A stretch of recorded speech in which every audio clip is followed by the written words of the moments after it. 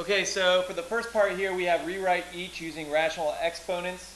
All that means is to turn your nth root into fraction exponents. Rational is like a ratio is a fraction. Okay, so the first one we have is the fourth root of 17, and so that is just going to become 17 to the 1/4 power. The cube root would become the 1/3, the square root would become the 1/2, the fifth root would become the 1/5. Okay, but we have the fourth root of 17, that is 17 to the 1/4 power. Now over here for letter B, we have the cube root of x squared. And so for the cube root of x squared, what we're going to do is we're going to rewrite this as x squared raised to the cube root, which is 1/3 power. Then you're looking at these exponents right here. Think about what rule to use. You multiply. So we're going to go 2 times, in parentheses, 1 divided by 3. So that's 2 times 1/3. It's 0.6 repeated. So we turn that into a fraction, and we get x raised to the 2/3 power. Now, I'm going to erase what we have up here. If you need to watch it again, just go in reverse. But I just want to make sure we have nice and neat, and we got plenty of room. Okay, so rewrite using radical notation. What that means is turn your fraction exponents into nth roots. So I want to see some cube roots, or some fourth roots, or some fifth roots. This one is -3 raised to the 5/7 power. So remember, what we're going to do is we're going to rewrite 5/7 into two numbers that multiply to give me 5/7. That'd be 1/7 times 5. Okay, and then I'm going to turn my 1/7 into the 7th root of -3, and it's that raised to the 5th power, and you're done there. The next one, it's kind of hard to read. It says x raised to the 3/4 power. And so we're going to rewrite the 3/4 power as 1/4 times 3. And then rewrite the 1/4 power as the fourth root of x. And then raised to the 3rd power. Okay? So again, notice that, hey, 7 in the denominator, 7 in the denominator. 4 in the denominator. We have 4 as our index. Excuse me, I meant to say... Oh, right here, 7 in the denominator, 7 in the denominator. Here's my 4 in the denominator. There's my 4 in the denominator. 7 is the denominator, 7 is a root, 4 is a denominator, 4 is my root. Okay? All right, let us clear that. And now we want to evaluate. Now, evaluate and simplify are two different things. Okay, evaluate means find a number. I want one number as my answer.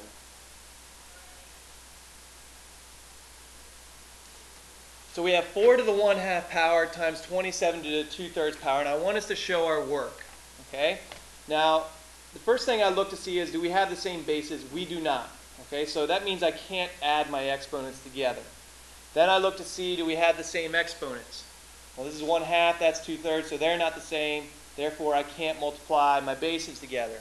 So the only thing we have left to do is let's figure out what each of these are and then multiply those two numbers together. Now, 4 to the 1/2 is really the square root of 4, okay? And the square root of 4 is 2. Now, for 27 to the 2/3, we're going to turn that into 27 to the 1/3 times 2. The cube root of 27 raised to the 2nd. The cube root of 27 is 3, and square that is 9. And so what we have here is we have 2 times 9. The 2 came from the square root of 4, 4 to the 1/2, and the 9 came from 27 to the 2/3.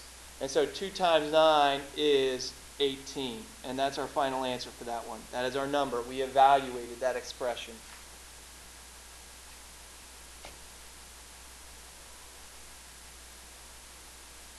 Okay, 81 to the -3/4. Well, in this case, we're going to rewrite the -3/4 power. Okay, I'll start over here. 81, and I'm going to rewrite it as 1/4 times -3. 81 to the 1/4 we're going to rewrite as the 4th root of 81 raised to the negative 3rd power. Now we have to think, who's the 4th root of 81? And that would be 3 raised to the negative 3rd power. Now I see this negative exponent. That tells me this wants to move into the denominator. 1 over 3 to the 3rd. And 3 to the 3rd is 27. So our final answer is 127.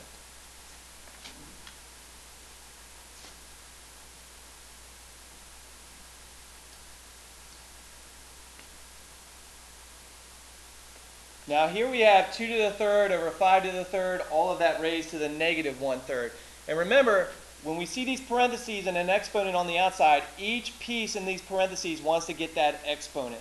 So I'm going to rewrite this as 2 raised to the 3rd raised to the negative 1/3 over 5 raised to the 3rd to the negative 1/3.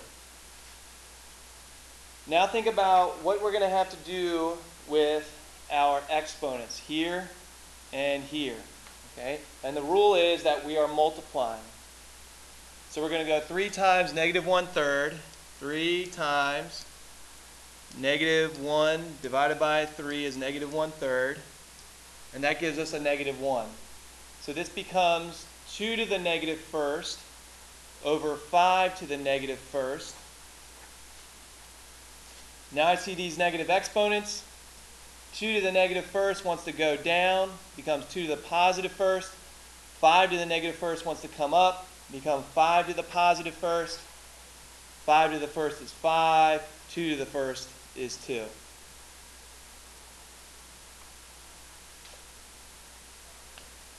And we're done there. Last one we have is 3 to the 1/3 times 3 to the 1/4, all of that raised to the 12th power. And just like in class, I see these parentheses with a 12 on the outside. That means everything on the inside wants to get that 12. So we rewrite. We're going to rewrite as 3 to the 1/3 raised to the 12th power times 3 to the 1/4 raised to the 12th power. Think about what our rule is with our exponents. In this case, we're going to be multiplying. So 1/3 times 12, I'll go parentheses, 1 divided by 3 times 12. So this becomes here 3 raised to the 4th times, we're going to do 1/4 times 12.